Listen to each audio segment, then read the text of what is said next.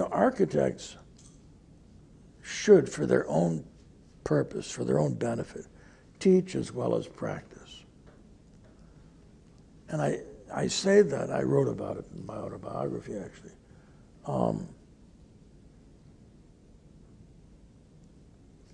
Practicing architecture tends to give something to yourself.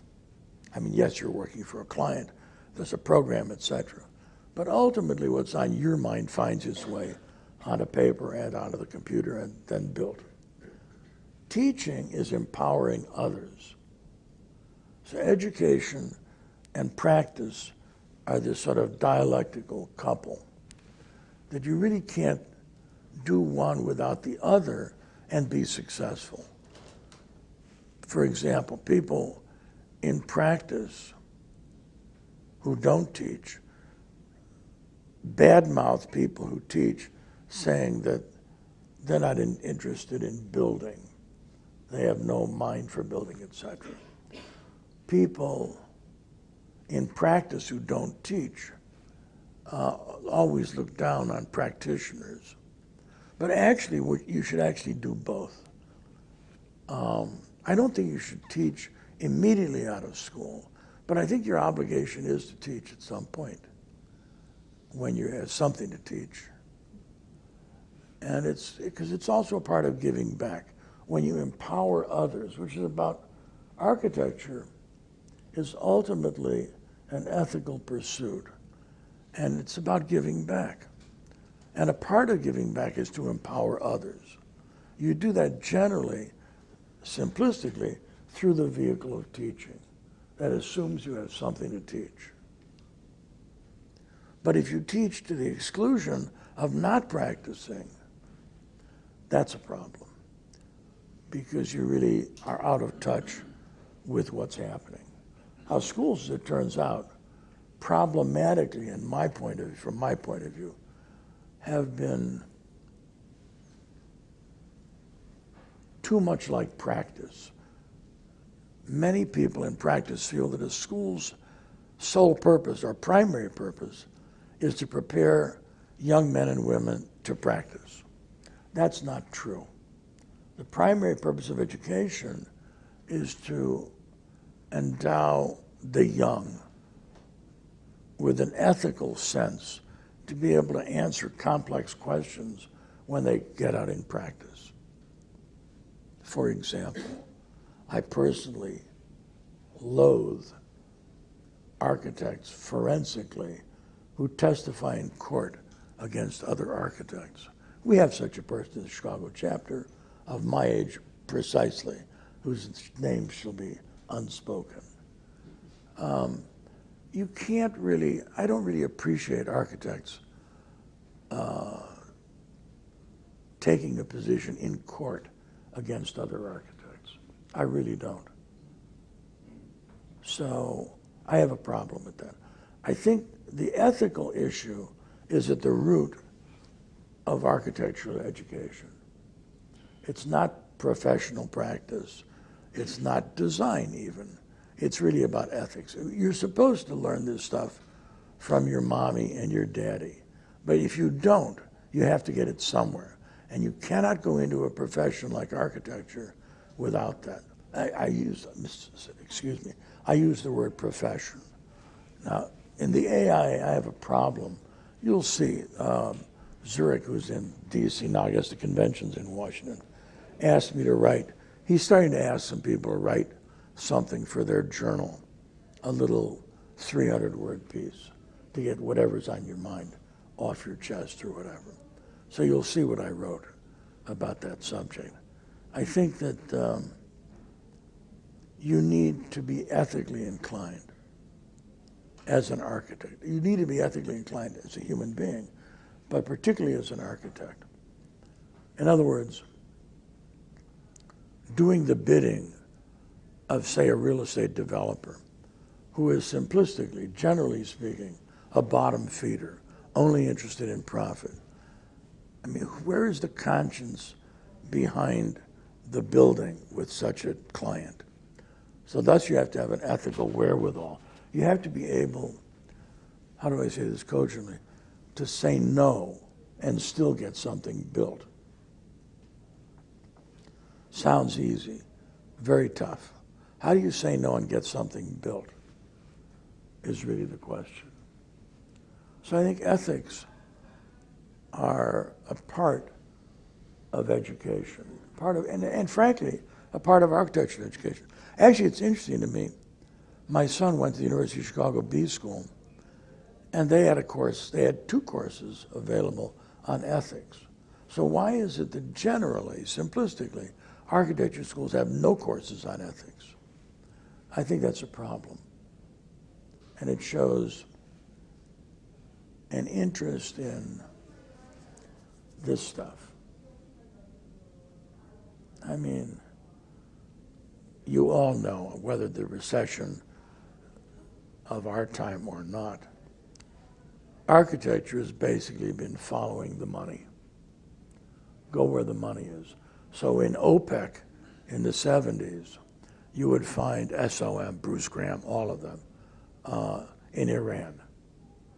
And in South Africa, even after the United States came down heavily against apartheid, architects were still seeking work in South Africa. And then it changed, and now it's in various places, China, India, etc. And it's a hallowed tradition about following the money. The Chicago fire, it began then in history. What do you think Louis Sullivan and P.B. White were? They were ambulance chasers. They came here from the East Coast because the goddamn place burned down, and they needed architects. And so it's a part of our tradition. At the very same time that we revere the Chicago School, which I do too, of course. They were out here to do work. So I've always had a problem with that kind of thing. I have never focused, in a focused sense, marketed. Sure, we published our work, but we've never consciously, if we know of a job, I make sure that I avoid trying to contact such a person. But now, major architecture firms and not so major firms all have marketing directors. And now, thanks to Eva Maddox, we have branding as well.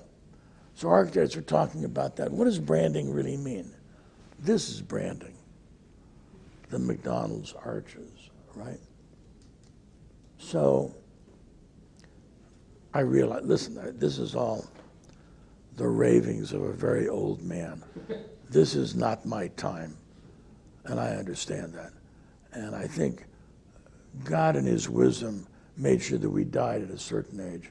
So I really don't want to see where this field is going in another 25 or 50 years, because I fear for it.